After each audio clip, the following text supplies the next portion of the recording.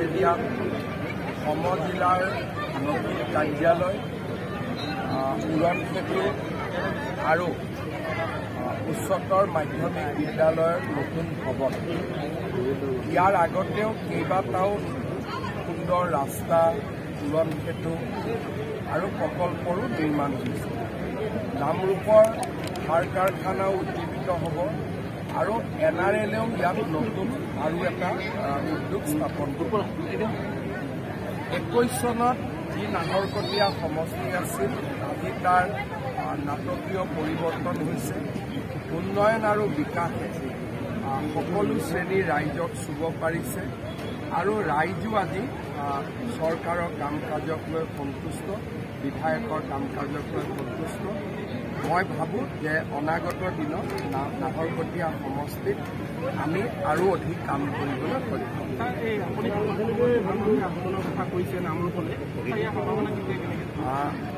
ইয়াত 3টা পৰ্যায়ত হয়।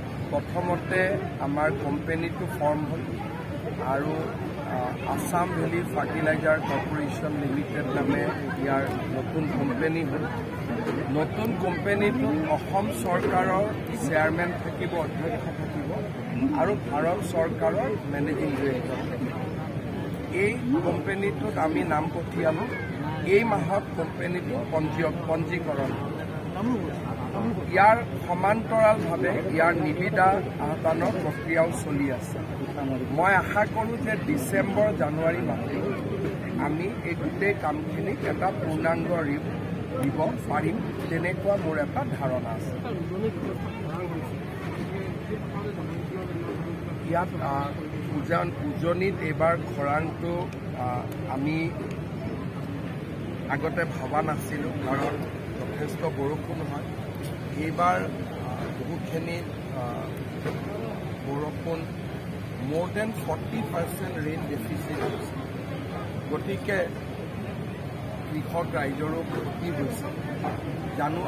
আগষ্টৰ মাহলৈকে আমি লক্ষ্য ৰাখিম যে ইয়াতে পৰিৱেশ কি ধৰণে আছে।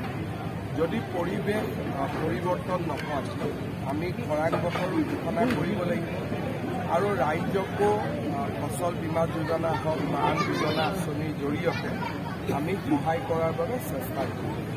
পৰৱৰ্তী সময়ত যদি এনেকুৱা বতৰে থাকে, ডেফিনেটলি আমি জলসিঞ্চনৰ দিশতো যথেষ্টখিনি কাম কৰিব লাগিব।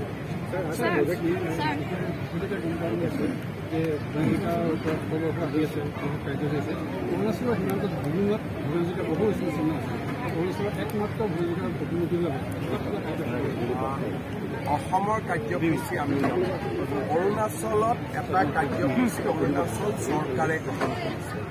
কোন স্থানত লৈছে মই অৱগত নহয়, কিন্তু তেওঁলোকে মোক নিমন্ত্ৰণ কৰিব আহিছিল আৰু মই কৈছোঁ মই যাম বুলি। তেওঁলোকে 12 ছেপ্টেম্বৰত ভূপেন হাজৰিকাক লৈ অনুষ্ঠান এটা কৰিব, যিহেতু 8 তাৰিখে আমি অসমত।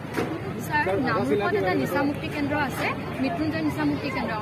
ইতিমধ্যে আমি বাতৰি প্ৰচাৰ কৰিছোঁ, তাতে মানে অবৈধভাৱে চলি আছে আৰু এজন লোকৰ মৃত্যু হৈছে, 2জন একেবাৰে চিৰিয়াছ অৱস্থাত আছে। কিন্তু যিজন স্বত্বাধিকাৰী, তেখেতৰ কোনো কাগজ পত্ৰ নাই, আমি ইতিমধ্যে গম পাইছোঁ। আৰু এতিয়ালৈকে কিন্তু স্বত্বাধিকাৰীজনক ইতিমধ্যে ধৰিবলৈ হয়। Thank you sir. आज नामरूप में 4 डिस्ट्रिक्ट का आधारशिला हुए, एक सिंथेटिक ट्रैक हॉकी स्टेडियम का भी आधारशिला हुए, साथ में हमारे फ्लाईओवर का भी आज से कंस्ट्रक्शन का काम शुरू हो जाएगा। नाहरकटिया में बहुत सारे काम हुए हैं। नाहरकटिया आज असम का एक बहुत ही विकसित कॉन्स्टिट्यूएंसी तक इसका स्वीकृति मिला है। मेरा मानना है कि जब फर्टिलाइजर कंपनी का काम शुरू हो जाएगा, NRL का नया फैक्ट्री का काम भी शुरू हो जाएगा, नाहरकटिया कॉन्स्टिट्यूएंसी और आगे निकल जाएगा।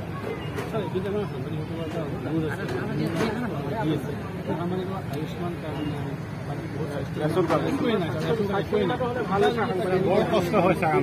ঠিক আছে, মই চাই দিম।